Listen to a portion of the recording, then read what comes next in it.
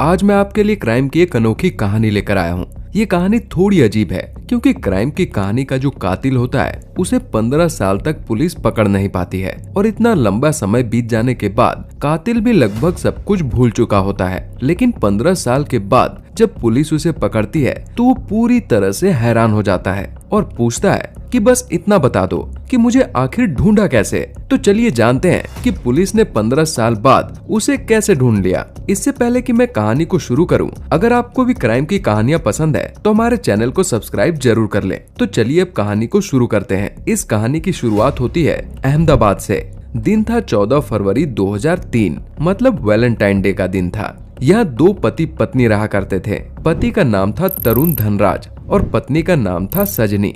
इन दोनों की शादी लगभग 3 महीने पहले मतलब दिसंबर 2002 में हुई थी।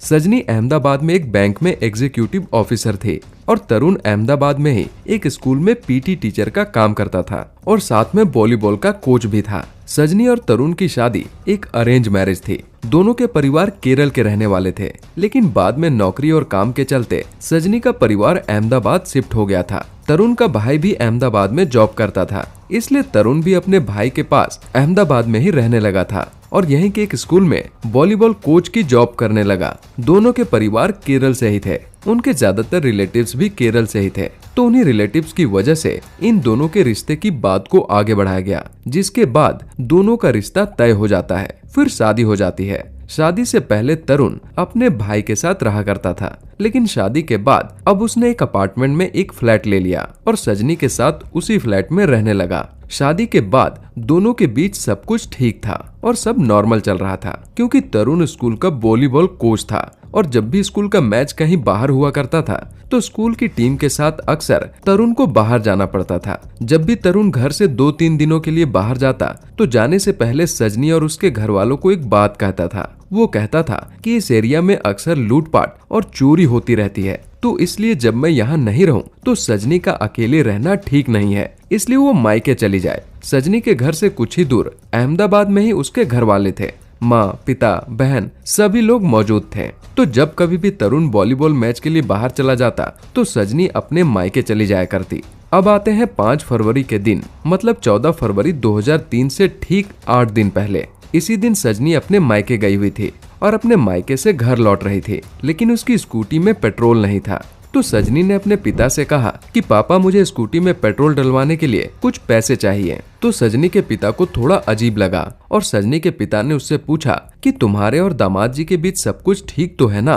तो सजनी खामोश हो गई, लेकिन फिर बोली कि ऐसी कोई बात नहीं है, सब कुछ ठीक है। फिर सजनी अपने घर चली जाती है। फिर 14 फरवरी का वो दिन आता है। इस दिन सजनी करीब 7:30 बजे अपने मायके फोन करती है और अपनी बड़ी बहन से 10-15 मिनट देर तक बात करके फोन रख देती है। उसके बाद 2 घंटे बीत जाते हैं। 2 घंटे के बाद सजनी के घर पर अचानक तरुण का फोन आता है। फोन पर तरुण रोते हुए कहता है कि सजनी की हालत बहुत सीरियस है, आप लोग जल्दी से हॉस्पिटल आ जाइए। सजनी के घर वाले बिना कुछ सोचे समझे हॉस्पिटल की ओर भागते हैं। हॉस्पिटल पहुंचने के बाद उन्हें पता चलता है कि सजनी की मौत हो गई है। तरुण अपनी पत्नी की मौत के बाद बैठकर बच्चों की तरह खूब रोए जा रहा था। पुलिस जब आती है तो पता चलता है कि सजनी के दुपट्टे से ही उसका गला घोटा गया था। पुलिस ने जब घर पर अच्छे से छानबीन की तो उन्हें घर का सामान बिखरा हुआ मिला और तरुण ने बताया कि घर से गहने भी गायब हैं। पुलिस को ये लूटपाट का मामला लग रहा था। तरुण पुलिस वालों और सजनी के घर वालों के सामने रोते हुए कहता है कि मैं हमेशा सजनी को कहता था कि एहतियात बरतो, आखिर लुटेरों ने मेरी बीबी को मार ही डाला। तरुण और सजनी की नई नई शादी हुई थी। शादी को अभी सिर्फ 3 महीने ही हुए थे। तरुण काफी रो रहा था। सजनी के घर वालों को भी तरुण की हालत देखकर काफी अफसोस हो रहा था। फिर अगले दिन यानी 15 को ही सजनी का पोस्टमार्टम होता है और फिर उसी दिन सजनी का अंतिम संस्कार भी कर दिया जाता है। मुख अग्नि के समय भी तरुण काफी रोए जा रहा था और उसे देखकर ऐसा लग रहा था जैसे वो मुख अग्नि देने के हालत में भी नहीं है। इसलिए फिर तरुण का भाई सजनी को मुख अग्नि देता है। इस दौरान तरुण की हालत बिगड़ने लग जाती है तो उसको हॉस्पिटल में एडमिट करवा दिया जाता है। मतलब 15 को सजनी के अंतिम संस्कार के बाद ही उसे हॉस्पिटल में एडमिट कर दिया जाता है। उधर पुलिस अपनी जांच कर रही होती है। लूट और चोरी का मामला लग रहा था, इसलिए पुलिस मोहल्ले के चोर लुटेरों की लिस्ट बना रही है ताकि इसके पीछे जो भी है उसको जल्दी पकड़ा जा सके। उधर 15 की शाम को हॉस्पिटल में तरुण को एडमिट किया गया था, लेकिन अगले दिन यानी 16 की शाम को पुलिस को तरुण के भाई का फोन आता है। तरुण का भाई पुलिस को कहता है कि तरुण हॉस्पिटल से गायब है। ये सुनकर पुलिस थोड़ा शॉक्ड हो जाती है, लेकिन पुलिस को तरुण पर पहले से ही थोड़ा बहुत शक तो था, लेकिन तरुण जिस तरह से रोए जा रहा था उसने पुलिस को भी सोचने पर मजबूर कर दिया था। ये मामला काफी बड़ा था तो मीडिया में भी बात फैल गई थी। फिर पुलिस पर भी सवाल उठने शुरू हो गए कि पुलिस ने ऐसे इंसान को हॉस्पिटल में खुला छोड़ दिया जिस पर थोड़ा बहुत शक था। अब पुलिस वालों पर सजनी के घर वालों ने भी उंगलियां उठानी शुरू कर दी कि इसमें पुलिस की लापरवाही है। पुलिस पर प्रेशर बनना शुरू हो गया। पुलिस अब एक्टिव हो गई। पुलिस ने छानबीन करने के लिए तरुण के घर वालों को भी उठा लिया। कुछ दिनों तक इनको जेल में भी रखा गया। पुलिस को लग रहा था कि इसमें इनका भी हाथ हो सकता है, लेकिन फिर बाद में इनको छोड़ दिया गया। तरुण की तलाश भी की जा रही थी, लेकिन तरुण कहीं नहीं मिला। उनके घर वालों से भी तरुण का कुछ पता नहीं चला। धीरे धीरे समय बीतता गया, लेकिन तरुण का कुछ पता नहीं चला। देखते देखते 3 साल बीत गए। तरुण अभी भी लापता था। किसी को नहीं पता था तरुण कहाँ है, या जिंदा भी है या नहीं। लेकिन सजनी के घर वाले आज भी अपनी बेटी को भूल नहीं पा रहे थे और अपनी बेटी को इंसाफ दिलाना चाहते थे। इसलिए 2006 में वो इस केस को लेकर गुजरात के मुख्यमंत्री के पास पहुंच गए। उस समय गुजरात के मुख्यमंत्री नरेंद्र मोदी हुआ करते थे। नरेंद्र मोदी के पास जब केस पहुंचा तो फिर तुरंत पुलिस को चीफ मिनिस्टर के ऑफिस से मैसेज गया कि इस केस को आप थोड़ा सीरियसली लीजिए। फिर इस केस के लिए एक स्पेशल टीम बनाई गई और तरुण के बारे में जानकारी देने के लिए 1 लाख रुपए का इनाम भी रखा गया। सीएम ऑफिस से मैसेज आया था तो इस केस को स्पेशल टीम दोबारा से छानबीन कर रही थी। सजनी के पोस्टमार्टम रिपोर्ट में तो ये साफ था कि उसका गला घोटकर उसे मारा गया था, लेकिन उस दिन उसके घर पर कोई आया गया नहीं। आस पड़ोस से पूछताछ से पता चला कि तरुण और सजनी के बीच उतनी बनती नहीं थी, और फिर ये भी पता चला कि शादी से पहले ही तरुण का एक लड़की से अफेयर था और वो उससे शादी करना चाहता था। पुलिस ने उस लड़की के बारे में पता किया और फिर उस लड़की तक पहुंच गई। जब पुलिस ने उस लड़की से तरुण के बारे में पूछा तो उसने कहा कि 16 फरवरी 2003 यानी सजनी के मौत के 2 दिन बाद उसने मुझे कॉल किया था और कॉल पर तरुण ने कहा कि चलो हम लोग शादी कर लेते हैं। तब तक सजनी की मौत की खबर मुझे मिल चुकी थी, तो मैंने उससे कहा कि मैं एक कातिल से शादी नहीं करूंगी और मैंने उसके साथ जाने से मना कर दिया। लड़की का बयान बिल्कुल सच था, तो पुलिस ने उसको क्लीन चिट दे दी। अब ये कहानी सामने आती है कि तरुण ने अपनी गर्लफ्रेंड से शादी करने के लिए अपनी बीवी का कत्ल कर दिया, लेकिन अब तो उसकी गर्लफ्रेंड भी उसके साथ नहीं है, और अगर उसे अपनी गर्लफ्रेंड से ही शादी करनी थी वो अरेंज मैरिज के लिए मना भी कर सकता था, लेकिन उसने अरेंज मैरिज भी कर ली और 3 महीने बाद बीवी को मार डाला और फिर गर्लफ्रेंड से शादी करने की बात कही। अब मैटर क्लियर था कि तरुण ही कातिल है, लेकिन तरुण अभी भी फरार था। धीरे धीरे समय बीतता गया, लेकिन कुछ पता नहीं चल रहा था। क्योंकि सीएम ऑफिस से मैसेज आया था तो इस केस पर हमेशा पुलिस की मीटिंग में अपडेट लिया जाता रहा। तरुण के घर वाले और रिलेटिव्स के फोन सर्विलांस पर रखे गए। कभी कभी सिविल ड्रेस में पुलिस को तरुण के घरों के बाहर तैनात किया गया, ताकि अगर तरुण कभी अपने घर वालों से मिलने आए तो पुलिस उसे पकड़ ले। लेकिन तरुण कभी मिला नहीं। तरुण के माँ बाप दोबारा से केरल आ गए थे और वहीं रहने लगे थे। फिर 2009 में तरुण के पिता की मौत हो गई, तो पुलिस को इसके साथ ये भी पता चला कि तरुण 2003 के बाद यानी 2009 में पहली बार केरल में ही अपने माँ बाप से मिला था। तरुण जब अपने माँ बाप के पास गया तो उसके माँ बाप काफी डर गए,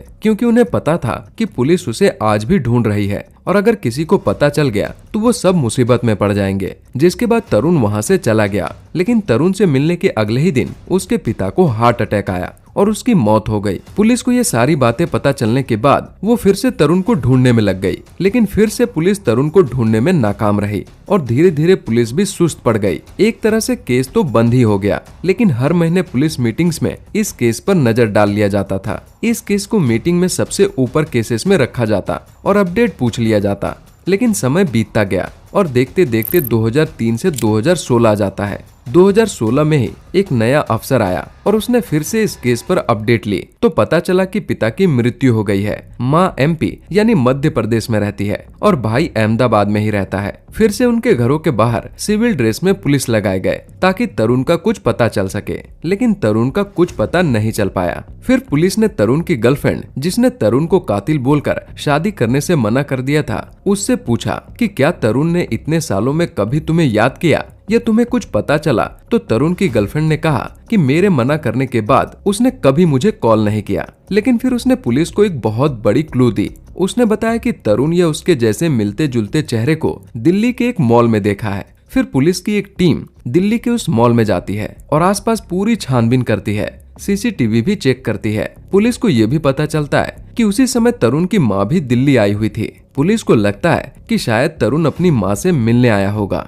लेकिन काफी छानबीन के बाद भी उन्हें कुछ पता नहीं चलता है। लेकिन इस सभी चीजों से पुलिस को ये विश्वास होने लगा था कि तरुण कहीं न कहीं जिंदा है। अब पुलिस थोड़ा एक्टिव हो जाती है और उसको ढूंढने की स्पीड को थोड़ा तेज करती है। तरुण के सारे रिलेटिव्स, दोस्त, जो कोई भी उससे जुड़ा था, उन सभी का नंबर रडार पर लिया जाता है। तकरीबन 4000 लोगों के नंबर्स को पुलिस रडार पर लेती है। 4000 नंबर्स, इससे आप समझ सकते हैं कि इस बार पुलिस कितनी एक्टिव थी। 4000 नंबर्स में तरुण के भाई, गर्लफ्रेंड और माँ सभी का नंबर शामिल था। पुलिस को लगता था कि तरुण अगर जिंदा है तो अपनी माँ से कभी न कभी जरूर बात करेगा, तो पुलिस तरुण की माँ का नंबर खंगालती है। लेकिन पता चलता है कि तरुण की माँ जितने भी लोगों से बात करती है वो ज्यादातर उनके रिलेटिव्स ही हैं। कोई अननोन नंबर पर उसकी माँ बात नहीं किया करती थी। धीरे धीरे कुछ समय और बीत गया और 2016 से 2018 आ गया। इस केस को 15 साल बीत गए थे, लेकिन आज भी पुलिस अपडेट में लगी हुई थी। समझ लीजिए कि पुलिस को जिद थी कि इसे किसी भी तरह ढूंढना है। पुलिस दोबारा एक्टिव होती है और इस बार पहले भाई का नंबर सर्विलांस पर लेती है और भाई के साथ जितने भी लोगों की बात होती है उन सब पर नजर रखती है। जल्दी पुलिस को यह एहसास हो जाता है कि भाई के साथ तरुण का कोई भी कांटेक्ट नहीं है, लेकिन पुलिस को लगता है कि तरुण अपनी माँ से जरूर कांटेक्ट करेगा या पहले भी कर चुका होगा और हम चूक गए हो, क्योंकि तरुण माँ से ज्यादा क्लोज भी था। तो पुलिस फिर से तरुण की माँ के नंबर को सर्विलांस में लेती है और जिनसे भी उसकी माँ बात करती उस पर नजर रखती, बातें भी चुपचाप सुना करती, लेकिन कोई फायदा नहीं हुआ। लेकिन एक बार तरुण की माँ के नंबर पर एक लैंडलाइन नंबर से फोन आता है। पुलिस हर नंबर को क्रॉस चेक करती थी और ये पहली बार था कि किसी लैंडलाइन नंबर से उसकी माँ को कॉल आया हो। पुलिस जब इस नंबर को चेक करती है तो पता चलता है कि यह नंबर बेंगलोर के ओरेकल कस्टमर केयर का नंबर है। अब अहमदाबाद क्राइम टीम के मेंबर्स थोड़ा हैरान हो गए। आखिर तरुण की माँ को ओरेकल कस्टमर केयर से क्या काम? ये बात कुछ समझ नहीं आई। पुलिस को शक हुआ कि कहीं तरुण इस कंपनी में काम तो नहीं करता, तो फिर इस नंबर को पुलिस पूरा टटोलने का सोचती है। तुरंत ही अहमदाबाद से क्राइम ब्रांच की एक टीम बेंगलोर के लिए रवाना हो जाती है। ये दिन था 22 अक्टूबर 2018। अहमदाबाद की crime branch team Bangalore team से कांटेक्ट करती है और उनसे कहती है कि हमें ओरेकल के एक एम्प्लॉय की जानकारी चाहिए। फिर बेंगलोर की टीम ओरेकल के एचआर टीम से कहती है कि हमें आपके कंपनी में काम कर रहे सभी एम्प्लॉय की लिस्ट चाहिए। पुलिस नहीं बताती है कि उन्हें किसकी तलाश है, क्योंकि इससे जिसको पुलिस इतने दिनों से ढूंढ रही है वो चौकन्ना हो सकता है। तो पुलिस ने बस ये कहा कि आपके यहाँ के सारे एम्प्लॉयज की लिस्ट चाहिए, ये हमारा रूटीन प्रोसीजर है। तो ओरेकल कस्टमर केयर के एचआर की तरफ से पुलिस के पास वहाँ काम कर रहे एम्प्लॉयज की एक लिस्ट आ जाती है। पुलिस उस लिस्ट को चेक करना शुरू करती है, लेकिन उस लिस्ट में कहीं भी तरुण धनराज नाम का कोई भी एम्प्लॉय नहीं था। लेकिन उस लिस्ट में पुलिस को एक नाम दिखता है जिसको देखकर उसके कान खड़े हो जाते हैं और वो नाम था परवीन भटेले। इसे देखकर पुलिस को लगा कि कहीं इस नाम को उन्होंने पहले भी सुना है। फिर याद किया तो पता चला कि तरुण की जो माँ है वो जितने लोगों को कॉल करती थी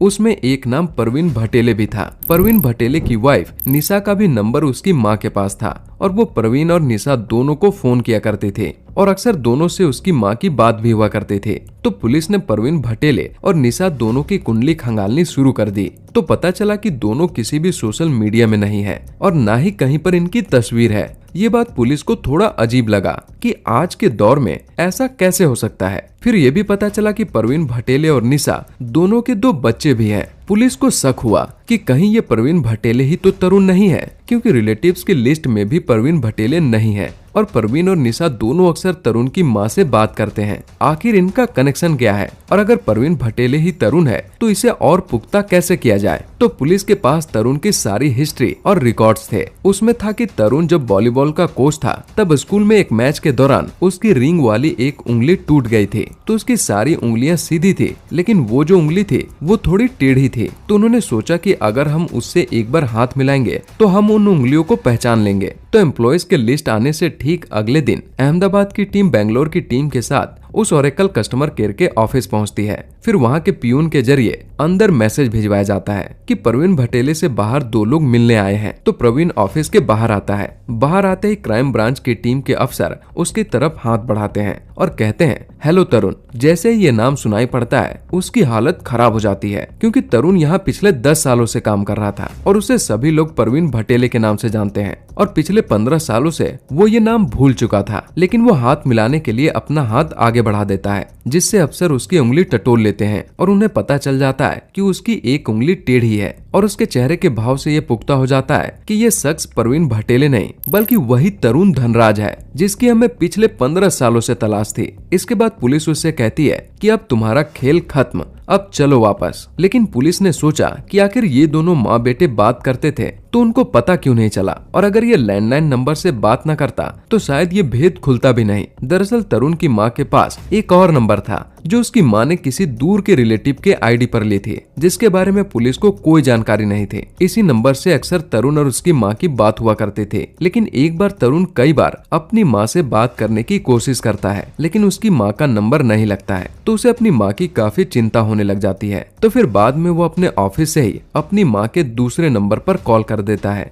जिसके बारे में पुलिस को पता था, और यहीं वो गलती कर बैठता है और पुलिस उस तक पहुंच जाती है। अगर तरुण लैंडलाइन से फोन न करता तो शायद तरुण का राज ही रह जाता। पुलिस तरुण से उसकी कहानी सुनती है। तरुण बताता है कि उसे अपनी गर्लफ्रेंड से शादी करनी थी, इसलिए उसने ऐसा किया, लेकिन उसकी गर्लफ्रेंड ने उससे शादी करने से मना कर दिया। 14 को उसने अपनी बीवी का कत्ल किया और 16 को दिल्ली चला गया, और अगले 8-10 दिन उसने वहाँ एक कॉल सेंटर में जॉब भी की, लेकिन फिर वो वहाँ से पुणे चला गया। फिर वो वहाँ निशा से मिला। दोनों एक ही जगह नौकरी करते थे। उसने उसे बताया कि मैं यतीम हूँ, मेरा इस दुनिया में कोई नहीं है, और धीरे धीरे उससे दोस्ती हो गई। दोस्ती प्यार में बदल गई और फिर दोनों ने शादी कर ली। फिर दोनों 2009 में बेंगलोर पहुंचे और वहाँ ओरेकल कस्टमर केयर में जॉब कर ली। दोनों के 2 बच्चे भी हुए। निशा को यही पता था कि इसका नाम प्रवीण भटेले है और इसका दुनिया में कोई भी नहीं है, और इसके पुराने कारनामे भी निशा को पता नहीं थे। लेकिन तरुण अपनी माँ से बातें किया करता था और निशा को भी अपनी माँ से बात करवाया करता था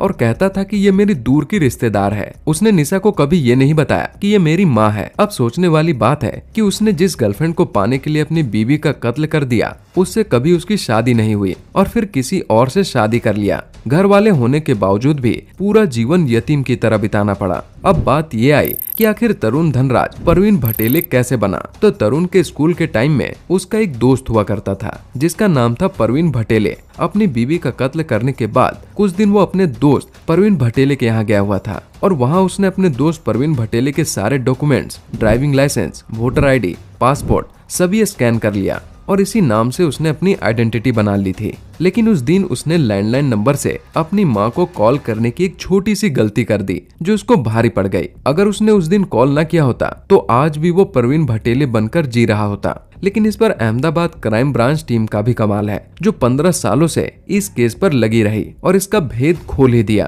तरुण अब साबरमती जेल में है और जो उसने किया है उसको उसकी सजा दी गई है और वो अब अपनी सजा काट रहा है। ये थी आज की कहानी। अगर आपको भी कोई कहानी मेरी जुबानी सुननी है तो आप कमेंट में मुझे बता सकते हैं। आपको ये कहानी कैसी लगी कमेंट में जरूर बताएं। मिलते हैं अगली कहानी के साथ, तब तक के लिए गुड बाय। आप सलामत रहें, चौकन्ना रहें और खुश रहें। धन्यवाद।